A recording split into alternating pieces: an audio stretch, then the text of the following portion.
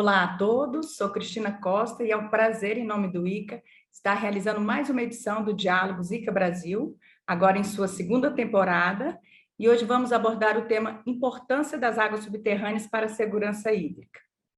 Vamos debater um pouquinho hoje, no atual contexto da crise hídrica e também energética que estamos vivendo, a importância da gestão integrada dos recursos hídricos, da articulação entre União e Estados, da integração das águas superficiais e subterrâneas, dando um enfoque especial nesse debate para o papel e a contribuição das águas subterrâneas para a segurança hídrica, né, no atual cenário de escassez hídrica. Bom, sabemos que o Brasil é um país rico nesse recurso natural, mas existe ainda uma carência, né, de conhecimentos em águas subterrâneas, que precisa ser desenvolvida. E também explorar sua importância estratégica e as funções dos aquíferos. Então, questões como a relevância, potencialidade, usos múltiplos das águas subterrâneas, seus desafios, como funciona o processo de recarga, monitoramento, qualidade dessas águas e volumes explotados, serão tratados aqui hoje nesse diálogo. Então, para abordar esse tema tão atual, vamos conversar hoje com o nosso convidado, Mauro Prado, da Water Services and Technologies, que irá aprofundar essas questões e realizar algumas reflexões sobre a contribuição das águas subterrâneas no contexto da gestão integrada dos recursos hídricos para a segurança hídrica. Mauro Prado é hidrogeólogo, com mais de 20 anos de experiência em projetos de consultoria voltados à gestão dos recursos hídricos, mineração e meio ambiente. É graduado pela USP e com mestrado em ciências ambientais pela Universidade de East Anglia, na Inglaterra. Em sua atuação como consultor, tem desenvolvido diversos trabalhos voltados aos aspectos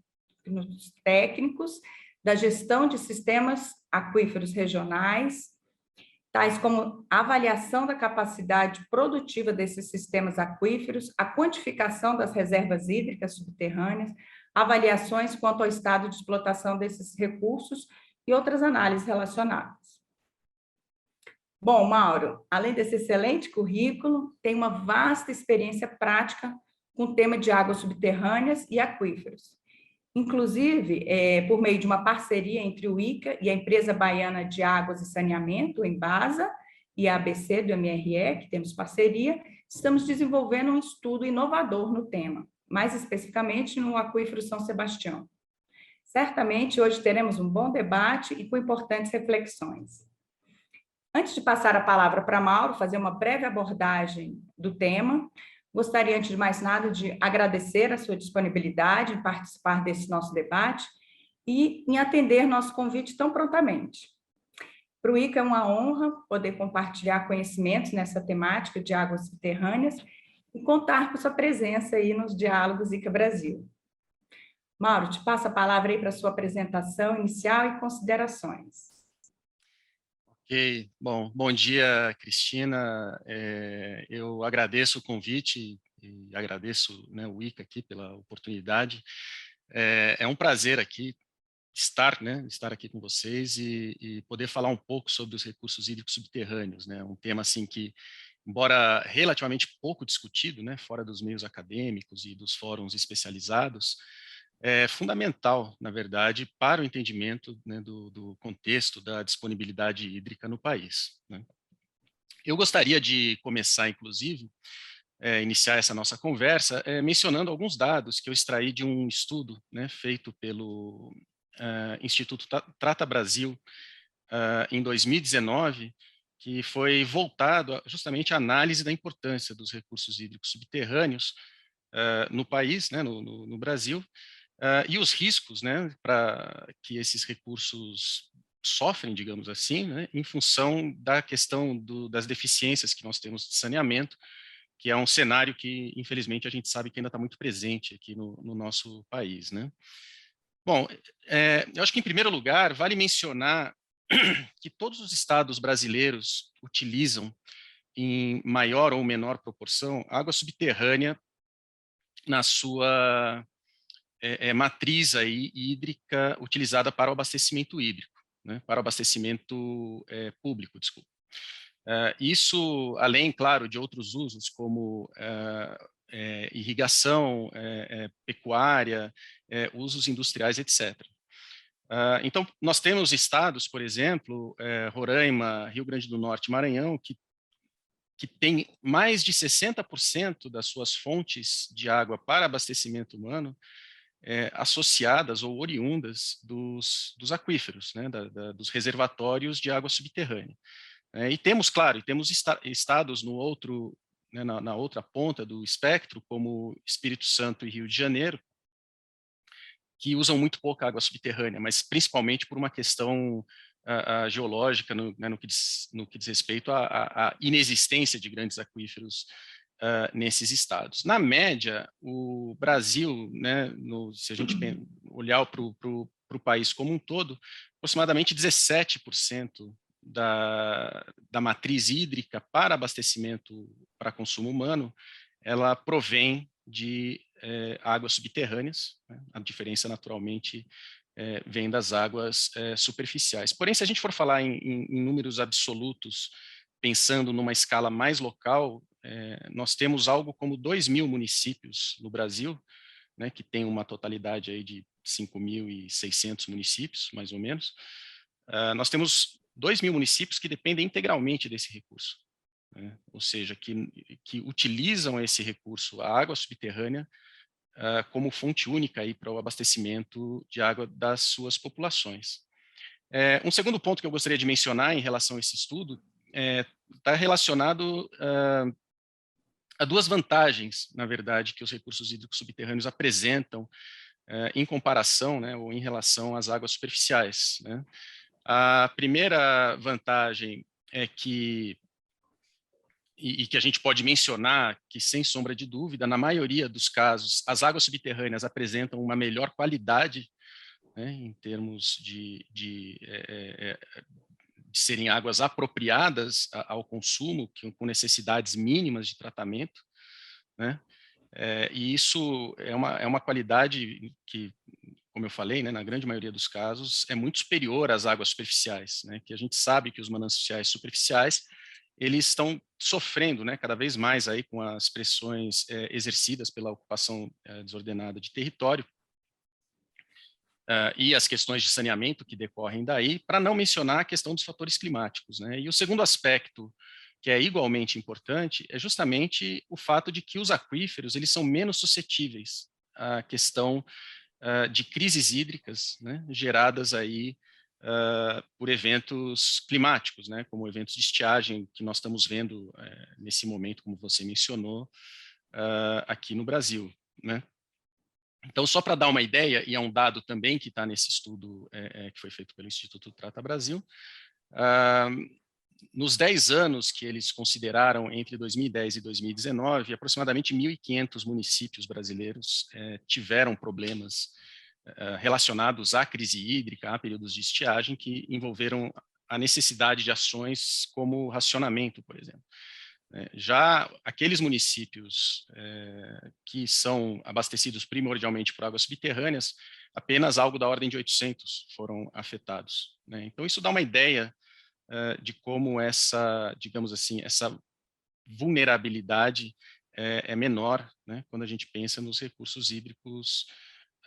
subterrâneos. E, obviamente, isso vem aqui, então, de encontro às questões, né, da crise hídrica que você mencionou e a questão climática mesmo, né, pelo fato de que nós estamos aí enfrentando cada vez mais eventos aí de estiagem, eventos atípicos que colocam uma pressão ainda maior, né, sobre esse sistema de abastecimento. Obrigada por essas palavras iniciais, Mauro, que já destaca um pouco aí as contribuições e o uso das águas subterrâneas, né, na gestão dos recursos hídricos. Na verdade, a gente vem vivendo aí os grandes desafios da atualidade, que inclui desde o crescimento desordenado da população, mudanças climáticas, como você comentou, crises hídricas e energéticas, né, tão presentes hoje. Então, pensar na gestão integrada de recursos hídricos se torna uma estratégia primordial, né, nos dias de hoje, com esse atual cenário aí de escassez hídrica. Mas, como sabemos, não existe uma solução única para esse problema, né? Então, diante desse cenário aí de escassez hídrica, surgem algumas alternativas, né, como o reuso da água, a dessalinização, a redução de perdas de água, despoluição de mananciais, e o nosso tema de hoje, as águas subterrâneas, né, como uma outra alternativa. Então, para começar a animar nosso debate aqui, eu gostaria inicialmente de levantar a questão sobre a interdependência entre águas superficiais e águas subterrâneas e a visão da sociedade sobre esse tema. Embora a gestão dos recursos hídricos no Brasil tenha dado maior ênfase sempre a águas superficiais, né, não podemos desconsiderar o binômio águas superficiais e águas subterrâneas, dado, obviamente, aí a lógica do ciclo hidrológico. Sabendo que ambas as frações se intercomunicam, né, e essa interação é sempre muito dinâmica e tem uma dupla via, certo? Então, se as ligações, né, entre esses sistemas forem rompidos pelo uso inadequado do solo, ou má gestão, por exemplo, a gente vai ter problema aí com os rios perenizados nas secas, bem como observar a ocorrência no aumento de eventos extremos nas cheias, né, como a gente vem noticiando aí cada dia. E a participação da sociedade tem um papel fundamental nesse contexto, né? Pois a sociedade como um todo precisa estar informada e mobilizada para compreender essa visão mais sistêmica integrada que a gente precisa ter. Então, nesse sentido, como você avalia a visão da sociedade sobre essa integração entre águas superficiais e subterrâneas, e sobre o alcance econômico do uso da água subterrânea para os seus diversos usos, considerando aí, inclusive, o consumo humano? Bom, como eu mencionei aqui, né, agora no início da nossa conversa, né, a discussão sobre águas subterrâneas no país ela é ainda muito incipiente, né, e ela é geralmente voltada aí à questão de atendimento a demandas locais, né, e isso tipicamente sem uma compreensão do contexto físico, né, o contexto hidrológico em que esses recursos estão inseridos, né, o que obviamente inclui essa questão da interação entre os mananciais superficiais e os mananciais subterrâneos. Como eu mencionei há pouco, os mananciais, as águas superficiais, né, são muito mais vulneráveis à questão aí de contaminação oriunda da atividade humana, bem como aos efeitos climáticos, né, estando os recursos hídricos aí melhor protegidos em relação a esses dois aspectos. A minha avaliação é que, em relação a essa questão, né, do entendimento dos recursos hídricos de forma geral e da água subterrânea em particular, e excetuando-se aí naturalmente alguns meios especializados, essa a sociedade tem muito pouco entendimento, na verdade, desses recursos, né? E menos ainda quando a gente vai falar que, olha, na verdade existe uma relação entre mananciais superficiais e subterrâneos, né? Existe uma relação de interdependência, né, como você mencionou, aonde na grande maioria dos contextos hidrológicos, aí das regiões, na verdade, do país, nós temos rios que ou são parcialmente sustentados pelos aquíferos, ou com menos frequência, mas também acontece, rios que contribuem água para esses reservatórios subterrâneos. Agora, para que essa discussão, digamos assim, possa chegar à sociedade, existe um passo ainda anterior, que é uma compreensão, uma análise, um entendimento adequado do que são esses reservatórios. E também o entendimento de que a água subterrânea, na verdade, ela é um recurso estratégico quando a gente fala sobre segurança hídrica. Eu gostaria de mencionar um exemplo que, embora não tenha muito a ver aqui com a nossa realidade climática no Brasil, mas só para dar uma ideia da importância, né, que isso vem, né, que esse tema vem assumindo em diferentes partes do mundo, há países no Oriente Médio, né, como o Catar, os Emirados Árabes Unidos, que eles têm um sistema para aumentar essa questão da segurança hídrica, pelo qual eles eles captam água do mar, dessalinizam essa água, utilizando aí tecnologias estabelecidas para isso, e injetam essa água dessalinizada no subsolo, né, em formações geológicas ou aquíferos que naturalmente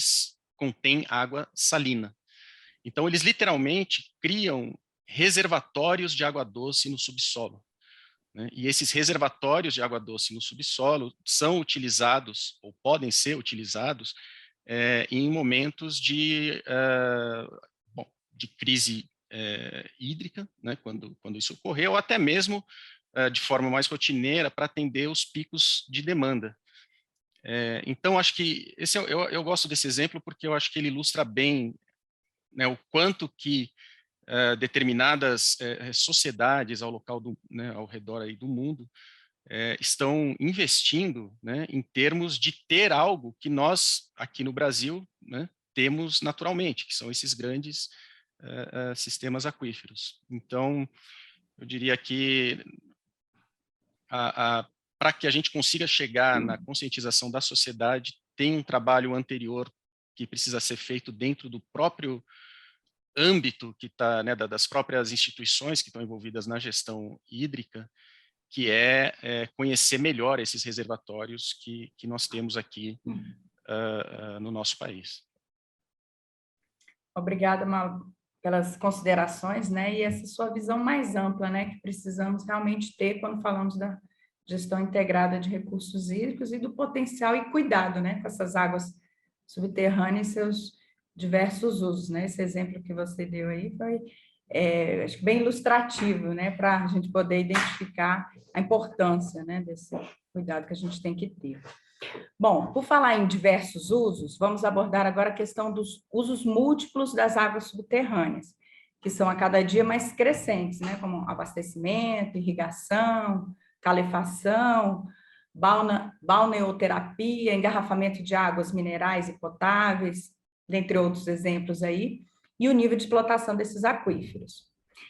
Então, devemos fazer o uso, obviamente, planejado e consciente, né? Promover práticas agrícolas para aumento das disponibilidades e melhoria da qualidade das águas, e também conhecer as limitações, realmente, que esses reservatórios de água têm e o seu tempo de recarga, né? Que é diferente quando a gente fala, né, de superficial e subterrâneo. Mas sabemos também que tem ocorrido uma expansão muito rápida em diversas cidades do Brasil da rede de poços, como bombeamento desordenado, também queda dos níveis de água e comprometimento da qualidade da água. Então, eu gostaria que você falasse um pouco agora mais sobre como você considera que a gente pode atender aos diferentes usos das águas subterrâneas, considerando o contexto da segurança hídrica e, ao mesmo tempo, evitar os efeitos negativos da explotação dos aquíferos. Perfeito. Excelente colocação, porque é exatamente isso que essa situação que a gente observa na prática, né, de explotação sem necessariamente algum ordenamento maior, no entendimento, inclusive, de quais são os limites, né, desses reservatórios para o abastecimento de água. Em primeiro lugar, eu acho que é fundamental, e eu vou insistir nisso algumas vezes durante a nossa conversa, mas eu acho que é fundamental nós aprofundarmos o nosso conhecimento, né, dos grandes reservatórios de água subterrânea que existem no país. Eu vou fazer uma analogia aqui com a indústria do petróleo, e vai ficar claro o porquê dessa analogia, mas se nós formos analisar, por exemplo, a indústria do petróleo, a história da indústria do petróleo no Brasil, durante décadas e décadas, né, quando esse recurso passou a ser efetivamente prospectado e explotado, foi feita, né, o que eu chamaria aí de quase que uma varredura das bacias, das nossas bacias sedimentares terrestres, em busca desses hidrocarbonetos. É importante mencionar que essas mesmas bacias sedimentares, que em alguns casos, né, no Brasil, contêm esses hidrocarbonetos, na sua porção mais rasa, na sua porção superior, elas são grandes, apresentam grandes formações geológicas que armazenam água subterrânea, que são exatamente os aquíferos aos quais nós nos referimos, né? A própria área que você mencionou, que é a área de atuação, uma das áreas de atuação da Embasa, né, como empresa de saneamento responsável pelo saneamento na maior parte do estado da Bahia. Se a gente pegar a bacia do Recôncavo, ela foi historicamente prospectada, perfurada, enfim, investigada em busca de hidrocarbonetos. E agora nós estamos fazendo um trabalho semelhante, porém interessados, digamos assim, na parte superior dessa bacia, que é onde existe a água subterrânea. Então, a analogia que eu quero fazer é que, quando se tratou de prospecção de hidrocarbonetos, né, utilizou-se tudo que havia de mais avançado e tecnológico para fazer essa investigação, né? Se nós formos transportar essa realidade para a realidade da prospecção dos recursos hídricos subterrâneos, nós vamos ver que nunca foi feito nada sequer próximo, né, desse levantamento detalhado que foi feito nas nossas bacias terrestres, então, em busca desses hidrocarbonetos. Um outro ponto que está relacionado a isso, por exemplo, é a questão de bancos de dados, né? Então, nós temos a indústria do petróleo, né, pela ANP, que é a Agência Nacional do Petróleo, eles têm um banco de dados chamado BDEP, que é o Banco de Dados de Exploração de Petróleo, aonde estão registrados, se não 100% dos poços de petróleo já perfurados, né, de exploratórios de petróleo já perfurados no Brasil, provavelmente algo muito próximo disso. Quando a gente olha para a realidade das águas subterrâneas, e aí eu vou trazer de novo um dado que consta desse estudo realizado pelo Instituto Trata Brasil em 2019, nós temos algo como 80%, quase 90% dos poços, né, uma estimativa de que quase 90% dos poços tubulares já perfurados no país, né, sendo poços tubulares aqueles que são poços um pouco mais profundos, perfurados especificamente com o propósito de captação de água, praticamente 90% desses poços são desconhecidos do poder público, né? Então, assim, é uma diferença muito grande. Claro que há e já houve, né, iniciativas muito boas no sentido de tentar abordar esse tema, né? Por exemplo, nós temos o banco de dados do CIAGAS, né, que é o Sistema de Informações de Águas Subterrâneas, que é mantido pela CPRM, que integra as informações dos poços, né, dos dados de captação de água de todos os estados brasileiros, que são fornecidos pelos órgãos reguladores estaduais. Ele integra, então, essas bases de dados estaduais. Mas aí, quando a gente vai olhar isso na escala, mesmo na escala do estado, a gente vê que todo esse trabalho ele é muito deficiente, em grande parte pela insuficiência de recursos, né, principalmente humanos, né, para fazer esse controle. Mas, voltando à questão inicial que você colocou, eu acredito que, para atender aos diferentes usos, né, das águas subterrâneas, né, considerando o contexto de segurança hídrica, e, ao mesmo tempo, evitar os efeitos negativos da explotação dos aquíferos, é necessário que haja, que seja feita uma avaliação técnica abrangente desses reservatórios. Isso por meio da perfuração de poços exploratórios, de novos poços para investigação geológica, para investigação hidrogeológica,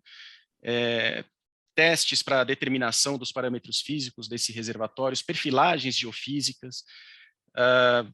utilização, por exemplo, de isótopos, né, que estão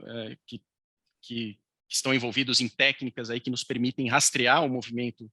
da água subterrânea no subsolo e, em última instância, essas investigações elas nos permitem determinar as reservas hídricas que existem nesses reservatórios, né? Então, nós estamos falando aí de reservas da reserva permanente, que é a quantidade de água armazenada no aquífero, a reserva renovável, que está relacionada com a recarga, né, que é a água de chuva que infiltra no subsolo, e a explotável, que em última instância corresponde àquela parcela que nós podemos extrair do subsolo, sem que essa extração impacte negativamente, seja o próprio sistema aquífero, ou até mesmo os recursos hídricos superficiais, né? Porque, como você mencionou, se você deteriora um sistema aquífero, existe um risco razoável de que isso impacte nos recursos hídricos superficiais, né? E um outro ponto que eu acredito que poderia ajudar muito nesse aspecto é provavelmente a assinatura de acordos de cooperação entre os órgãos estaduais e a Agência Nacional do Petróleo, no sentido de que esses órgãos estaduais possam ter acesso aos dados, à riqueza de dados que foram levantados historicamente nessas bacias. De novo, embora com foco nos hidrocarbonetos, tem muita informação que foi levantada desses reservatórios mais rasos, que é onde estão os aquíferos, né? Então, eu acho que essa interação, digamos aí, entre Estado e o órgão que controla, né, toda a questão de exploração de hidrocarbonetos no Brasil, poderia ser algo muito frutífero, no sentido de dar informações que permitiriam aprofundar o nosso conhecimento desses reservatórios. Excelente essa sua abordagem, Maura, é bem completa, né? E vale destacar aí, como você frisou, né, a importância de se fazer um uso planejado e consciente, né, com interação entre esses entes federados e baseado sempre em pesquisa, monitoramento, avaliação desses usos, aplicação de ferramentas de gestão que auxiliem na tomada de decisão e na previsão de cenários futuros, né, para a gente avaliar aí. Exato, assim, só colocando, né, resumindo isso que você está dizendo, a realidade é que se nós não tivermos o conhecimento do recurso, é muito difícil gerir esse recurso, porque nós não sabemos, né, não conhecemos quais são os limites, né, e a gente vai falar um pouco disso, né, a questão, por exemplo, de concessão de outorgas, de direito de uso, isso também eu acho que vai ficar um pouquinho mais claro. Isso. Pegando o gancho aí nesse seu último comentário, gostaria de fazer uma outra pergunta nesse sentido, que se refere à importância aí do diálogo e articulação entre os entes federados, União e Estados. Sabemos que diversos aquíferos, eles se estendem por área subjacente a vários estados e podem envolver, inclusive, vários países vizinhos, né? Como o exemplo aí, o aquífero Guarani, que envolve Argentina, Brasil, Paraguai e Uruguai. E essa situação, ela impõe uma articulação estruturada entre os entes da federação e também, obviamente, entre países, né, para a gestão desse recurso natural. Então, eu gostaria de te perguntar como você enxerga a evolução histórica dessa interação, seja em iniciativas técnicas conjuntas, ou em políticas, legislação, cooperação técnica entre estados, países, entidades ou órgãos relacionados aos recursos hídricos. Como é que está essa situação? Bom, eu entendo que no Brasil a Política Nacional de Recursos Hídricos, né, que também é conhecida como Lei das Águas, que foi promulgada em 1997, ela foi um marco fundamental no sentido de estruturar essa questão de como realizar a gestão dos recursos hídricos no território nacional, né, e eles fazem isso por meio, né, de um sistema que eles chamam de Sistema Nacional de Gestão dos Recursos Hídricos. Desde 97, né, quando essa lei foi promulgada, os vários aspectos dessa política, eles vêm sendo gradualmente implantados, e eles têm como linha de frente os comitês de bacia, né, que seriam os comitês de bacia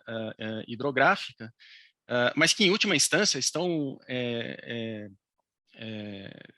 digamos assim, são responsáveis por gerir não apenas a parte dos recursos hídricos superficiais, ou seja, de encontrar aí o equilíbrio entre as várias demandas da sociedade e a questão das prioridades e como fazer a distribuição, digamos assim, desses recursos da melhor forma possível, mas eles também têm como atribuição, em grande parte, fazer a gestão dessa questão do uso das águas subterrâneas. Nós temos também, no Brasil, nós temos uma instituição importante, que é a Agência Nacional de Águas, e que também exerce um papel fundamental aí nessas iniciativas, né, voltadas, inclusive, à avaliação dos recursos hídricos, visando a sua gestão integrada, envolvendo inclusive projetos transnacionais. Então, eu estive recentemente visitando, né, dando uma olhada no site da ANA, e existe ali uma série de projetos de cooperação entre a Agência Nacional de Águas e países vizinhos e também outros na América Central, por exemplo, e esses projetos, pelo que eu vi, né, eles estão focados bastante aqui na América do Sul, e também um pouco na América Central. Então, acho que essa troca, né, de informações e de experiências, isso é algo extremamente benéfico. Ou seja, há boas iniciativas em curso, né, e felizmente essa Política Nacional dos Recursos Hídricos, ela se apresenta como um sistema razoavelmente flexível, né, que permite aperfeiçoamentos, permite adaptações, digamos assim, a realidades mais locais. Mas, assim, na minha experiência como consultor nessa área de hidrogeologia e recursos hídricos subterrâneos, ela indica que, na verdade, ainda existe uma carência muito grande no Brasil e no nível estadual, que é o nível que, em última instância, é responsável por outorgar os direitos de uso dessas águas, uma carência de conhecimento técnico, né, adequado, que permita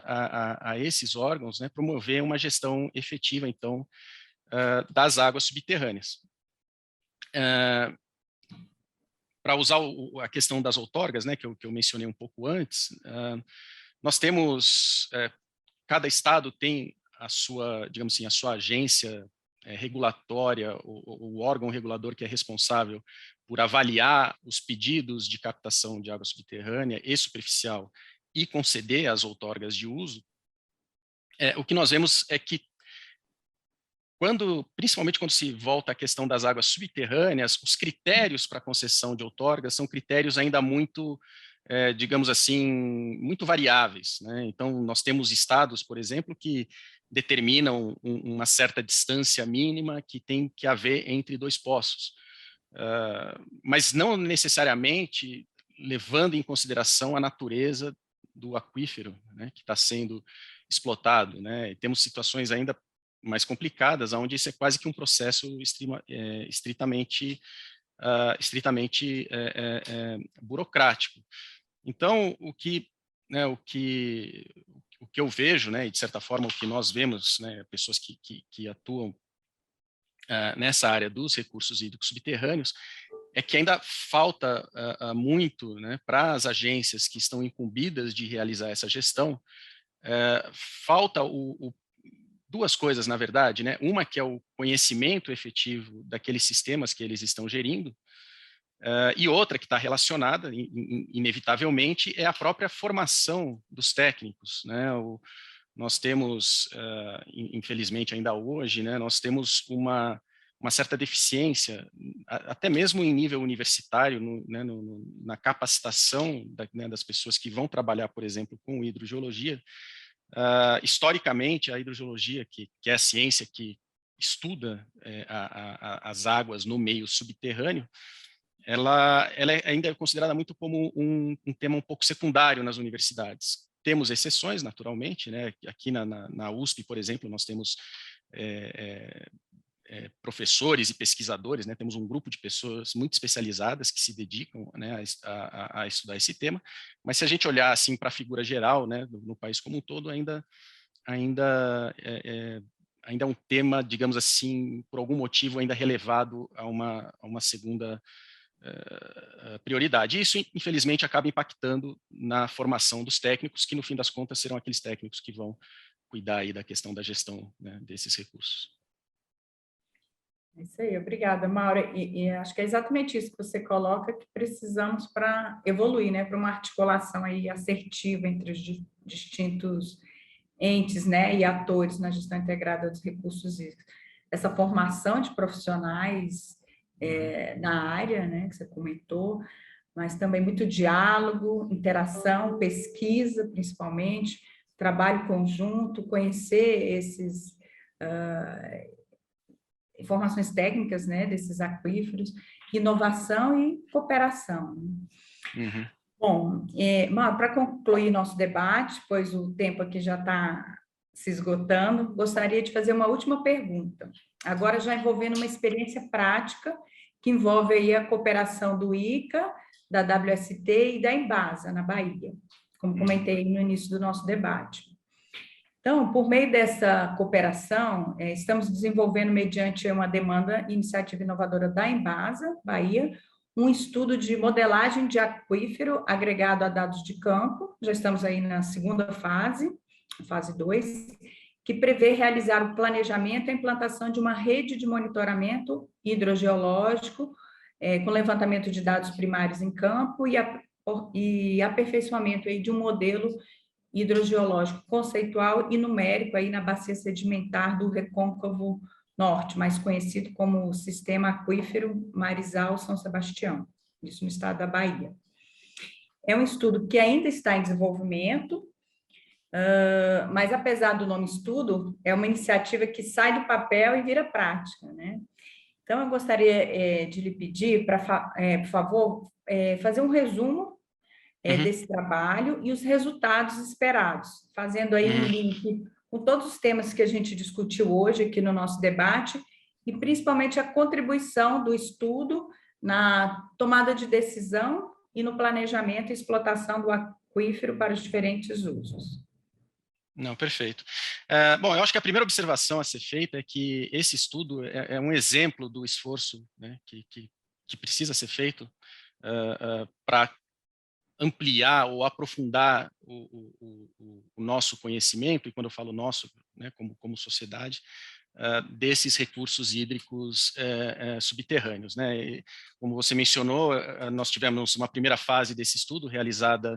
entre final de 2018 e 2019. Naquela primeira fase, nós nos concentramos em fazer um grande trabalho de levantamento de dados, inicialmente, inclusive bases de dados de poços, né, junto a instituições, né, como eu mencionei, a CPRM ou a SERB, que é uma empresa pública na Bahia, que realiza a execução, que perfura poços, né, por todo o estado da Bahia, a cargo do próprio estado, base de dados da Embasa, entre outras, né. Nós tivemos a boa sorte, né, nesse estudo, e na primeira fase desse estudo, de nos deparar com um trabalho que havia sido feito anos antes por um professor da Universidade Federal da Bahia, professor Valadão Neto, que, por meio de um convênio firmado entre a universidade e a Petrobras, ele obteve uma base de dados de poços de petróleo, né, poços de exploração de petróleo, em toda a bacia do Recôncavo. E a partir dessa base de dados, ele fez um trabalho que foi basicamente extrair as informações que haviam sido levantadas referentes aos aquíferos, né, ao sistema aquífero Marizal São Sebastião que você mencionou, ou seja, a parte superior dessas bacias sedimentares, e ele fez um trabalho realmente muito bom de interpretação, não apenas da parte geológica, né, ou geométrica desse sistema aquífero, mas também um fator fundamental que é como que a salinidade da água varia com a profundidade, né, por meio de perfis elétricos de poços. E com isso, né, por meio desse trabalho, nós não apenas pudemos desenvolver um modelo tridimensional da nossa área de estudo, mas nós pudemos quantificar com um maior grau de segurança as reservas hídricas associadas a esse sistema aquífero, né, que é justamente, digamos assim, a parte da água doce nesse aquífero. Né? A água salobra não nos interessaria, digamos assim, num primeiro momento, pelo menos, como recurso hídrico para abastecimento. Na segunda etapa, que é essa etapa que você mencionou que está em andamento, nós estamos fazendo o levantamento de dados primários em campo por meio de implantação de sistemas de monitoramento de nível d'água, monitoramento de vazão dos rios, que de novo vai de encontro àquela questão de entender melhor a relação entre água superficial e água subterrânea, buscando informações sobre a hidroquímica do aquífero e uma série de outras informações. A expectativa que eu tenho, né, que eu pessoalmente, mas eu acho que nós temos para esse estudo, ela pode ser dividida em duas partes, né? O que nós queremos realmente é buscar um conhecimento mais aprofundado desse sistema aquífero, E, claro, contando que essa informação irá ajudar a Embasa, né, no que diz respeito, por exemplo,